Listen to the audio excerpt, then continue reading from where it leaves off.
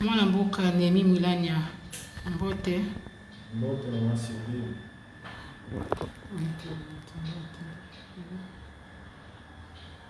Je vous envoie ce que nous essayons de regarder ce que c'est attendu.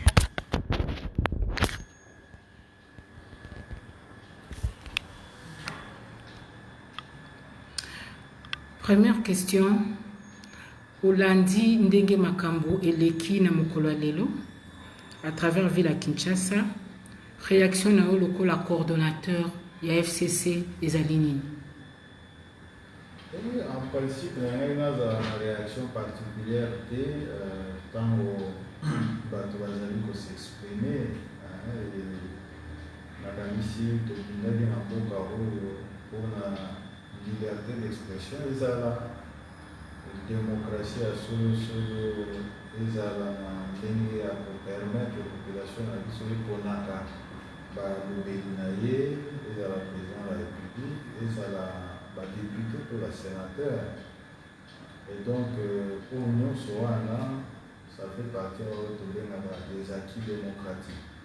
Pour manifester, les amis, donc, problème. Le problème est bandit à partir du moment où la manifestation va utiliser violence pour empêcher justement la population parce que eux bazali pour empêcher eux bazali manifester bango bazalaki bakonamaki te epesamelaki bango te nini wana ya kosala mibeko ya mboka te. Et donc wana tokoti na problème oyo tobengaka entrave à la démocratie, entrave au débat politique au sein des institutions. Mpe nakanisi ezali likambo ya malamu te. Lorsque totali que ezali suivi na violence oyebisa ngai mpona nini mutu il faut azoka, il faut ndako na ye bukama, biloko na ye ezala piller, tout simplement parce que azali koexprimer opinion na ye. Sikoyo na biso na bamosusu tobundaki mpona nini na mboka oyo ezali mpona démocratie tozolobela yango mikolo nyonso mpe bango bazobakisa état de droit. Mais état de droit ezali nini? État de droit ezali respect ya bainstitution, état de droit ezali respect ya mibeko.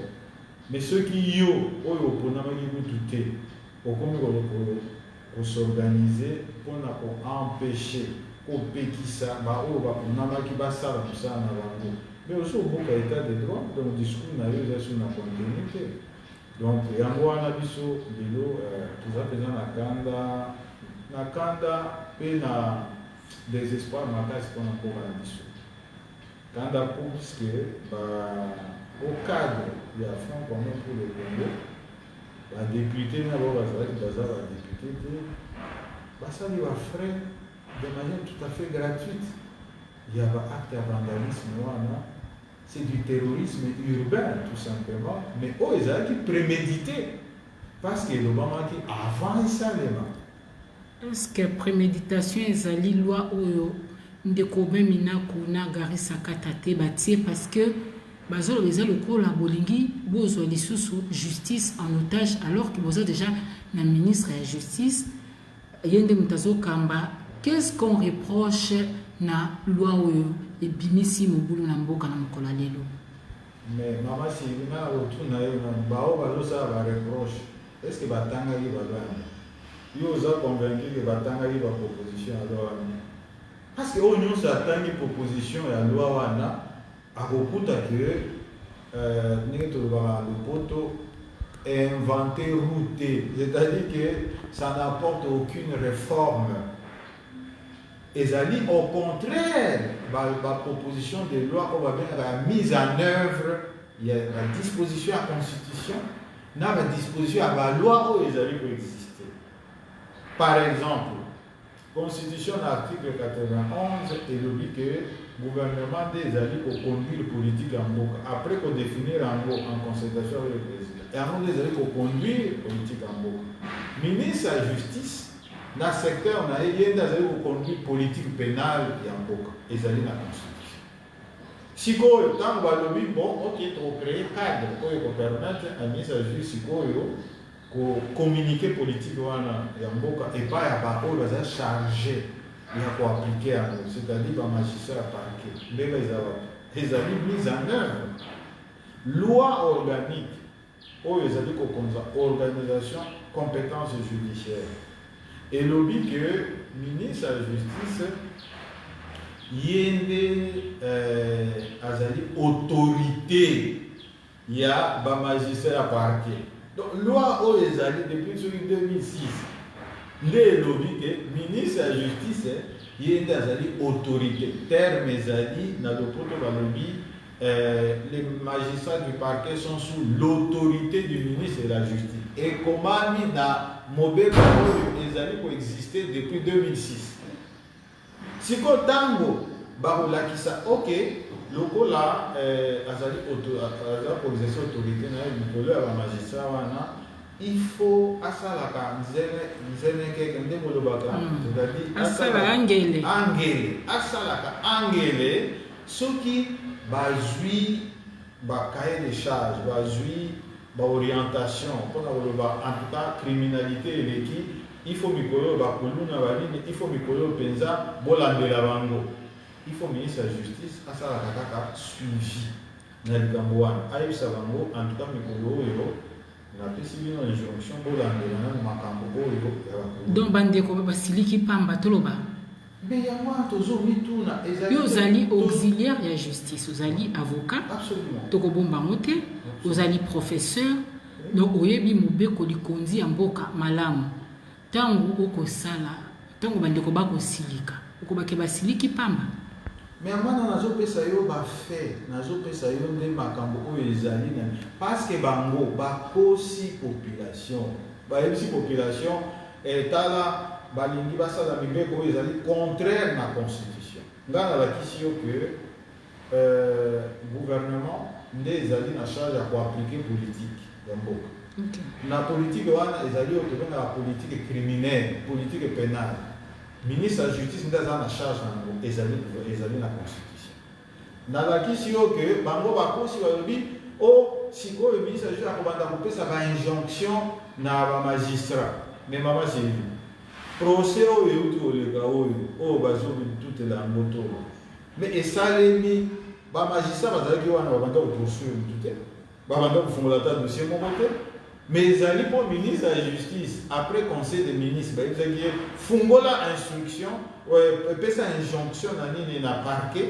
mpo parquet ebanda baenquête nde esalemi or droit ya injonction wana yango mpe ezali proposition oyo nde institue yango te ezali na mobeko ezali na oyo babengaka loi organique portant organisation et compétence judiciaire pe ezali na oyo babengaka statut de magistrat oyo pouvoir ya injonction ya ministre ya yango wana aexersaki yango na cadre ya procès oyo tikoli est-ce que eza te koluka absolument kolekisa loi wana na moment oyo bandeko mosusu bazomona bozolinga bobomba gestion ya régime passé quand même bapesa bino bagarantie balobai bakofwine te est-ce que eza te bozobanga parce que bandeko mosusu balobi loi lokola installation ya porte-parole ya opposition bobloka mais boni kosala loi oyo na lombango boye ndeko Nemi Mwilanya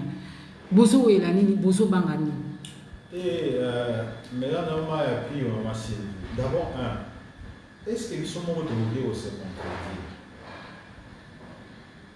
ntango bazolobela makambo ya lutte contre la corruption badétournement badélai public mais mama Sylvie ne serait-ce que sur le plan de la gestion économique et financière en mboka bino na mbila na biso eyebani biso totika mosolo na kese ya l'état 1 milliard presque 300 millions de dollars bato oyo mpenza bazali bamiyibi badétourneur et consort mpe bayebi ke baganye élection te il faut batransférer pouvoir bakoki kotika na kese ya l'état 1 milliard 300 millions de dollars na posé question à mibale Si entre janvier année passée, mbongo wana ekewapi ekewapi bongo baprocès ozosalela nini. Donc bomoni bokoki oza différence entre baoyo mpenza bakoki kotiela bango baprésomption ya makambo wana ya badétournement ya bacorruption na baoyo bazali bainnocent. Biso tozoboya te na ntango na biso bato mpe ezela nasilisa quelques membres de notre famille basalaki mpe mbeba mpe oyebi ke basanction ekoyaki ezali na baministre oyo bazalaki révoqué, ezali na ministre oyo azalaki accusé na justice asamba bakondamne ye apurge peine na ye. Et donc biso makambo wana mama Sylvie te tozali na problème na lutte. Mais urgence d'abord ça c'est un urgence nango ezalaki nini? Oui, justement. De deux, biso moko badéputé na biso mibale bauti koinitie projet de loi mibale. Projet de loi ya liboso ezali mpona komodifier code pénal mpona korenforcer badisposition na yango en ce qui concerne la lutte contre la corruption. Pas si apamba honorable, pas si apamba yende akotisi proposition wana. Proposition ya mibale eza honorable Lokondo mpona kocréer agence nationale anticorruption. Bango nyonso mibale baza bato ya FCC.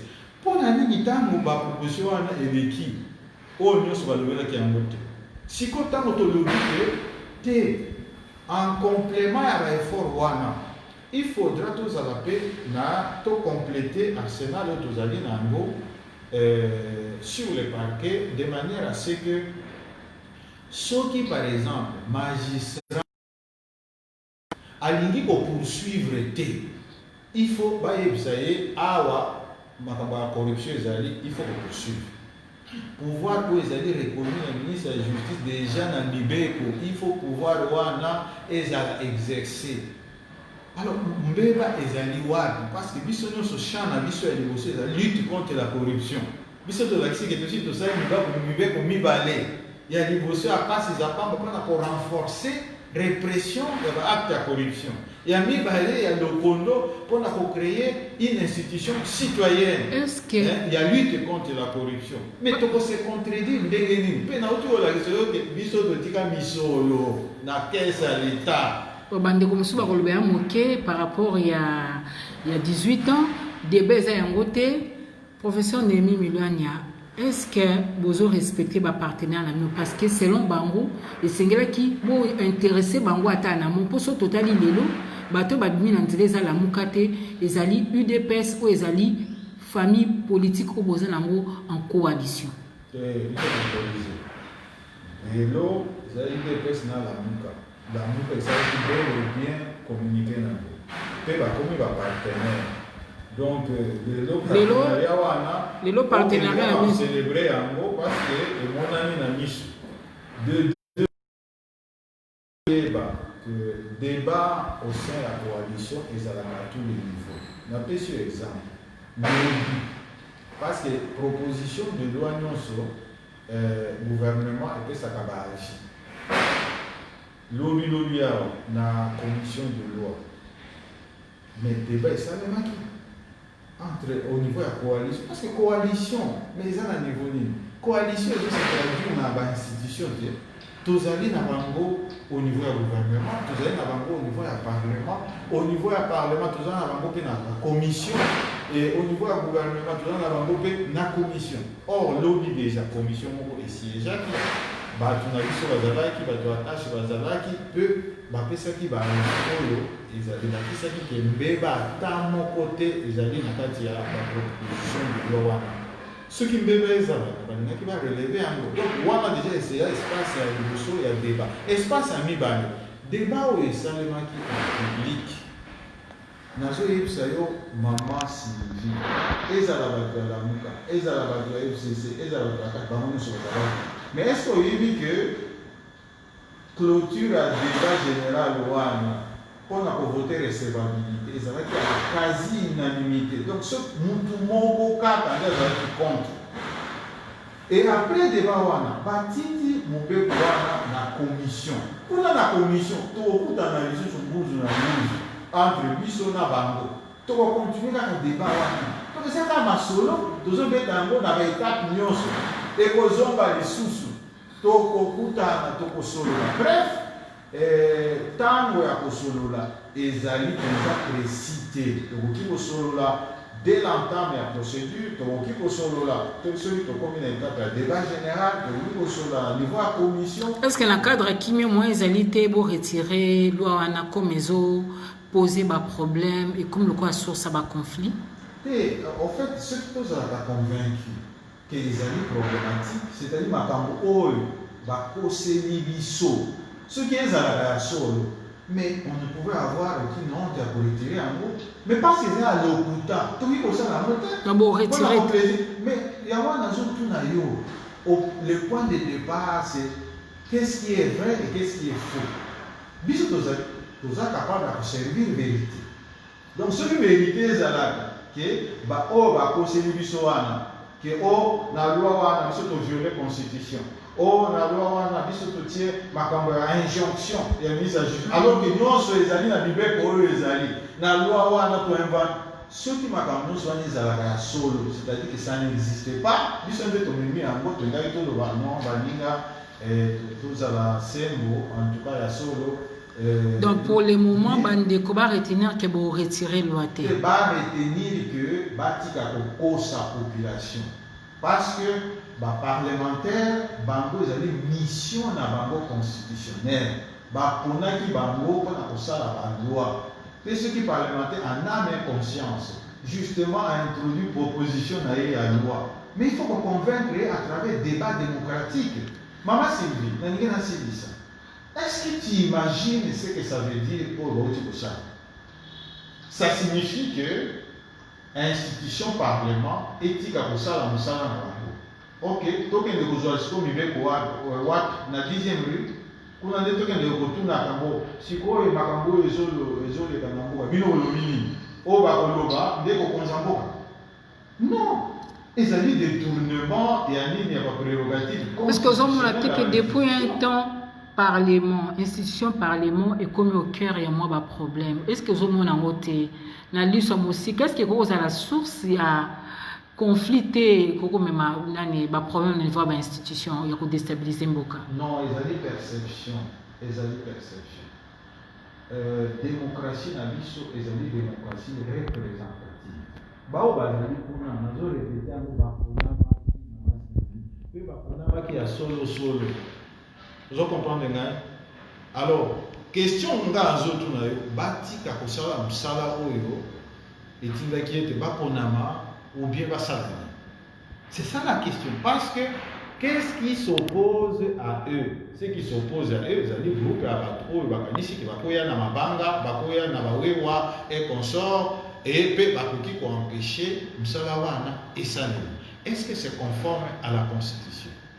Ce n'est pas conforme à la Constitution. Par contre, Motuna et Tikali, mais nani azali garant un bon fonctionnement à l'institution Namboko. Tant que vous empêcher une institution pour ça, Azo le banini. Première question. Chef de l'État. Première question. Deuxième question. Nani azali na ba prérogative en matière de protection des biens et des personnes Namboka oyo. Tango bazali ko menacer ba citoyens et particulièrement ba élus. Bazali ko kayase mituka na bango. Bazali ko violenter bango na nzoto na bango. O mtu wana zo sala musala nini? Oyo na gouvernement azali na charge ya sécurité et l'ordre public. Azo sala musala nini? Oyo azali na charge ya ko protéger ba institution parce qu'il y a toute une unité de protection des institutions dans le niveau de la police. Oyo azali titulaire ya ba structure nyonso wana azali kosala musala nini? Responsabilité na ye ezali nini?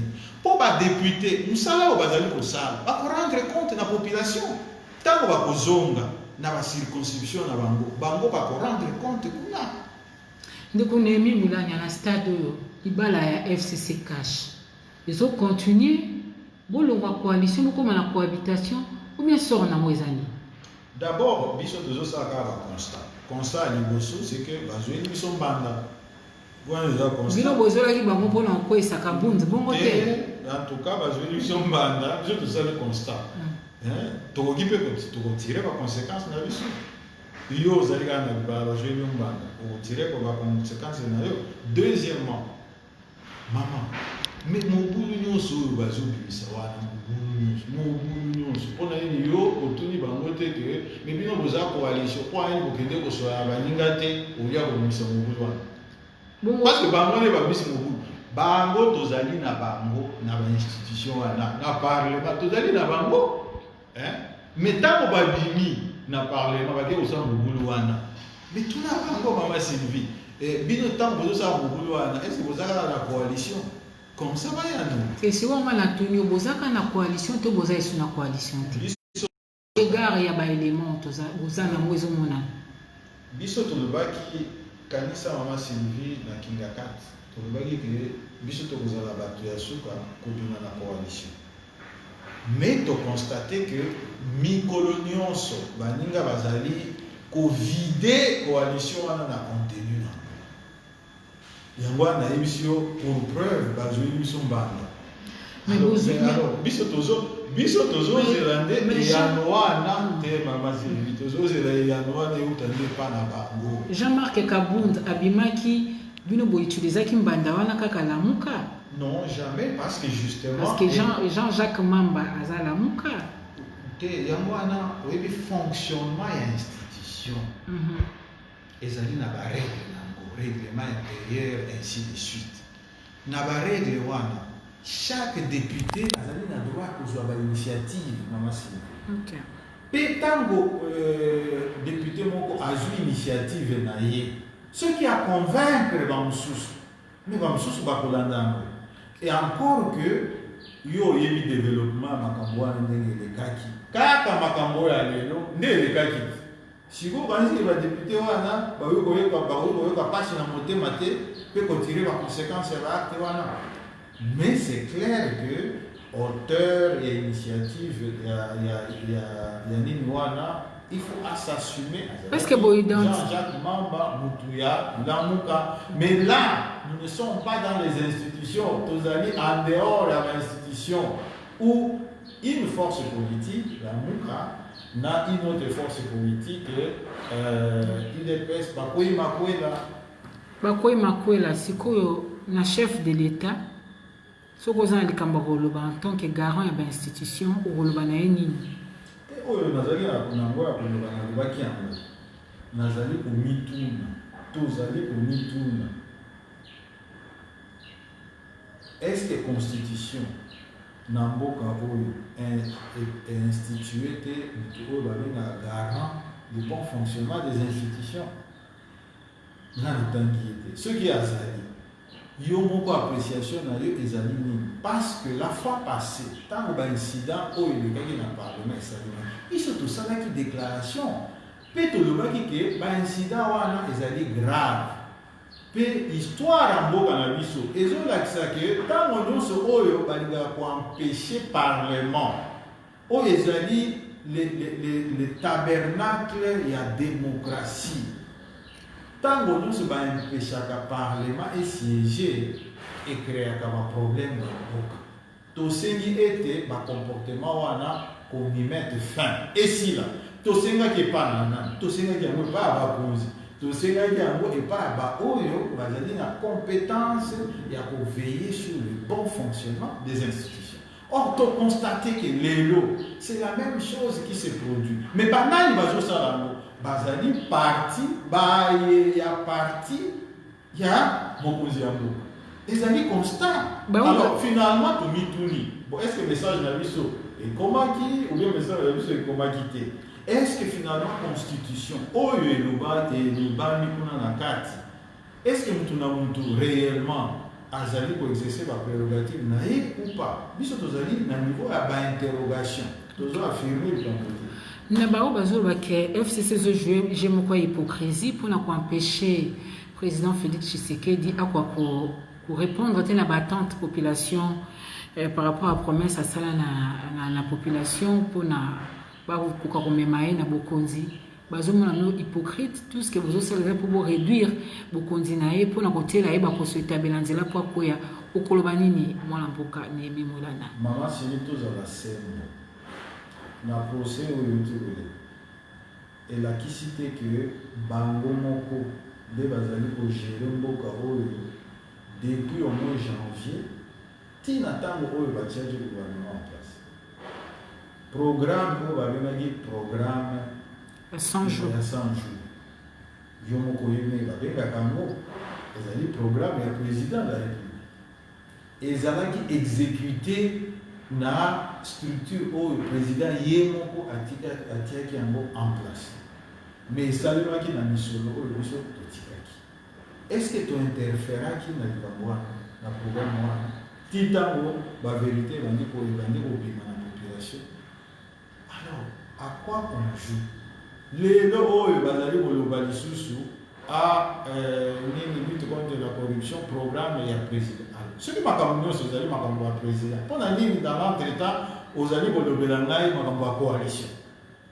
Parce que baprogramme nyonso ezali ya président bazo empêche me ngai napesi yo preuve par 1 plus 1 égale 2 que oyo nyonso euti koleka na makambo ya bato oyo nyonso toapprendre na makambo elakisaki te bagéraki bango moko mpe FCC einterféraki te ti lelo nazoyebisa yo après que mokonzi ya mboka alobaki na Londres ntango azongi na Kinshasa asalaki conseil de ministre afélicitaki baministre na ye nyonso alobi non moi je suis content na mosala oyo tozosala ti lelo alobi non d'ailleurs boyi ofanda pour le moment en attendant tout à peut-être mikolo ekoya mais parce que nazali satisfait na misala oyo ozali kosala na niveau ya parlement. Mama Sylvie nyonso oyo bamemelaki biso na parlement toyanolaki yango. Programme ya gouvernement eyaki tovotaki yango, investiture ya gouvernement tovote yango, budget ya gouvernement tovote yango, banini baloi oyo ya état d'urgence koproroger même contrairement à volonté à peuple parce que peuple est sous l'autorité elingi certes respect à la mesure sanitaire et consort mais elingi lisusu de manière continuelle l'état d'urgence wana ezala te mais biso tozovote yango kaka. Mama Sylvie sikoyo mbeba oyo baza momona ezali wapi parce que oyo nyonso bazosema biso tozosala to retenir nini poto kabwana to retenir nini parce que na nyonso bozosala population mutazo souffrir population mutazo lela to retenir nini mwana mboka Néhémie Moulana? On y a dit c'était to retenir que c'est à peine croyable et irrationnel que alors que population na biso les lots sur le plan sanitaire likambo ya COVID-19 baka tokomiti na 6000 cas, plus de 6000 cas. Tu évites ce que tu wapi. Alors que sur le plan économique, tu évites très bien que l'économie en Boka est malade, totalement malade, de telle sorte que tu as un taux d'échange et comme il faut avoisiner $2000. Tu as la biloko matitale. Alors que sur le plan, c'est la sécurité en Boka, Maman Sylvie, les lots du jamais vu. Sur les 9 frontières, pratiquement, tous allés envahir au moins 7 pays. Ma pinga vous allez dans le territoire de Nabiso. Mais il y a est-ce que, au lieu de l'attitude de ces militaires, vraiment, au lieu de s'occuper, n'a pas besoin fondamental à la population, sécurité à la population de Nabiso, intégrité territoriale Nabiso, parce que tu as fêté 60 ans anniversaire Nabiso dans une semaine, mais tu allais envahir dans les pays voisins. Au lieu de tout ce tout bunda, tout vraiment redoubler d'efforts pour Covid et pénétrer dans la population. La mesure, n'est-ce pas, où il y a pour continuer, pour soigner, pour prévenir et pour famille au lieu de continuer pour bunda pour pouvoir acheter la population et matin. Est-ce que vraiment la population a besoin il y a acte de vandalisme, il y a terrorisme urbain, il y a quoi empêcher ni institution, il y a parlement, et ça, comme ça, je me reviens. Biso te souhaite une bonne chance dans la coalition. Dans l'espoir que la population finalement, et non comme ma population en suicide. Biso Totini n'est pas la population un message d'espoir. Parce que dans Mboka Oyo Mama Sylvie, baki démocratique et que ça a sauvegardé. Bitumba wana tokome mango pour baki démocratique et ça a sauvegardé. Dictature et kokota lisusu na Mboka Oyo te. Parce que tout le monde qui mbeba nyonso ya dictature et sur le plan politique, et sur le plan économique, et sur le plan social. Donc, on peut mobiliser pour pas empêcher Baninga de s'exprimer, pour pas empêcher l'institution de fonctionner. Ça ne se fera plus. Parce que débat, il faut les assurer, débat, il y a bongo. Et c'est un débat démocratique. Donc, on a ni pour étouffer ni liberté d'expression. La liberté fondamentale, au biso to bundela, au bango ba bundela, pour na ni ko linga ko étouffer en gros, surtout lorsque parce que bango bazo apparaître mingi que bango baza côté à peuple. Mais maman Sylvie, oui, parce que o baza libanda balobi ba kotika te soki ba nani mobe kwani koete bandeko bazo concerter. On a une chose que manifestation pacifique est autorisée. Donc on continue de balingi pour mes athées. Pour les alliés tant bazo continue na carte violence pour na ko empêcher ceux qui va aux hommes dans les États-Unis pas bazo manifester non. OK. Pour la déclaration noire, ils ont manifesté. Est-ce qu'on a dit qu'ils ont empêché le Congrès de fonctionner? Ils ont empêché le gouvernement de siéger? Ils ont empêché le président à voir? Voilà. Donc, pour manifester, c'est un mode d'expression démocratique. Mais au Tikapé Baninga, au sein des institutions, Bakokapé pour s'exprimer. Débat, et ça, le débat à Bongo, c'est aussi démocratique. Et donc, la population a besoin de rassurer, biso, problème a besoin de chaque institution est ça, débat démocratique est à tous les niveaux. Le problème a besoin de que, Bako et Bakunamaki, Bazali na reddition des comptes, de devoir la reddition des comptes. Puis, la reddition des comptes n'est pas à la population. Bao bazo manifester baye bake vrai peuple ezali peuple oyo eponaki ba député ezali peuple oyo eponaki ba député ezali ba militant ya parti politique te ezali pe mutu na mutu azali na circonscription électorale naie. Alors dialogue ezoza entre chaque député na ba électeur nango mais bango bazali te. Ceux qui sont électeurs, ils ont la préoccupation, ils ont changer le mauvais coin. Mais ils ont même un parlement. Ceux qui sont dans le parlement, ils convaincre les députés de soutenir, ils ont justifier, et pas l'électorat qui est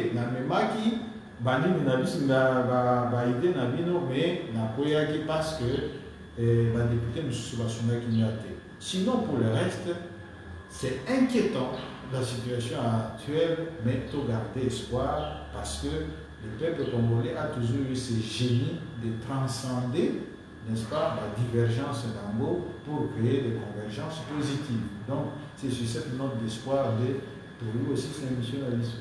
Merci beaucoup. On a rappelé que Nayambi, professeur Némi Moulania, coordonnateur, il y a le Front commun pour le Congo FCC. Matondi.